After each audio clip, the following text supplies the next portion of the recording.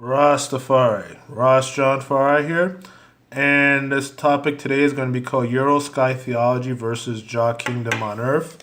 And this is from a Facebook post. Again, this is the writer of this decided to remain anonymous, he or she, but it's called Rastas Believe in Jesus, Yeshua, Jesus Christos, Jesse Congo, because of A. Selassie. And it's a deep article, and if ones want to read it, leave comments on my videos here, and I'll definitely send it to you via email. It deals a lot with who and what the prophecies relating to Jesus Christos and the Messiah, and who and what is His Majesty's role in prophecy. Now, this is interesting right here, brothers and sisters. Let me pull up a little bit. Where was it? Yes, right here.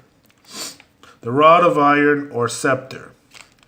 Now let's read this. Many admirers of Haile Selassie returned from following after him between September 4th, 1974, when he was deposed, and it's in Psalms 89. It clearly shows the revolt against His Majesty. And on August 27th, 1975, number 5 is very significant regarding His Imperial Majesty.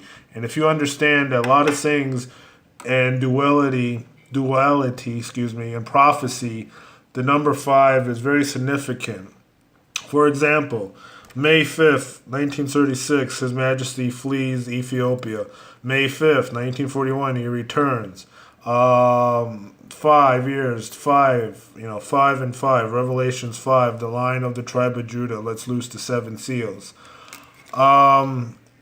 When he was reported to be dead, now again, this is in 1975, we see the number 5 again. And when he was reported to be dead, but that was just another prophecy which had to be fulfilled, reading Psalms 89. And the Psalms clearly show us who David's king will be, who's the king of David. And by reading Psalms 87, you will see that they mention with Rehob and Tur and Ethiopia, this man was born there. But remember, heaven is everywhere. God dwells in personal presence. And if Haile Selassie is the returned Messiah, excuse me, brothers and sisters, something popped up. Remember, heaven is anywhere, and God dwells in personal presence. And if Haile Selassie is this Messiah God, then Ethiopia must be heaven, which it is a heaven. Ethiopia is heaven on earth. Not by what you see on TV, but by understanding prophecy, understanding its role. Ethiopia is the new Zion or Jerusalem. And if ones want to know that, one should read my book, Ethiopia, the New Israel, which is out on Amazon.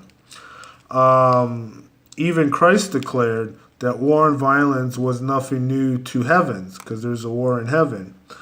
12 tells of that. Revelation of a baby who shall rule the nations with an iron rod. He is unmistakably that King of Kings, Lords of Lords, Lion of Judah, Negus, King of Israel.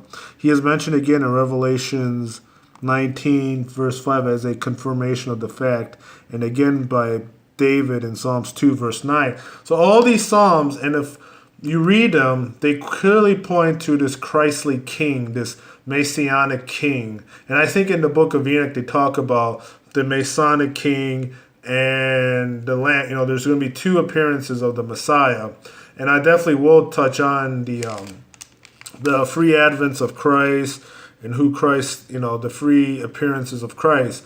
Now, it mentions in this article too here about how there's a difference that between the day Christ reveals himself, who he is, to the day of judgment. The average Christian refused to believe that Jesus will even come back to this earth as a baby again. But as we read Revelations 12, it mentions this man-child, this man-king coming back to earth, his mom having the dragon take away her 7 unborn kids, and then the 8th one, and then they make war. So who is this man-child, male king, or whatever? And it's A. Selassie. And if you read it, no one's ever seen pictures of his mom.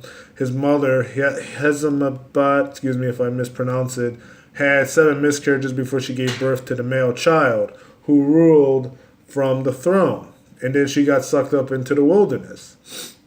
This is two different events and why many Christians tend to condemn Rastas for exalting the name of A Selassie. As this returned Jesus, when he returns, the sure sign is a lightning running from east to west. And on the day he returns to judge the earth, it is written in Matthew 24:30, he will be riding on the clouds of the heavens, and his angels in majestic glory, and trumpet blowing. And one carefully studies the birth of A Selassie, then known as Teferi, he or she would see the striking resemblance to the birth of this male baby in Revelation 12 and the birth of A Selassie. So I will touch on more of this in my next video, brothers and sisters. Give thanks and praise unto the Most High. Jah Rastafari.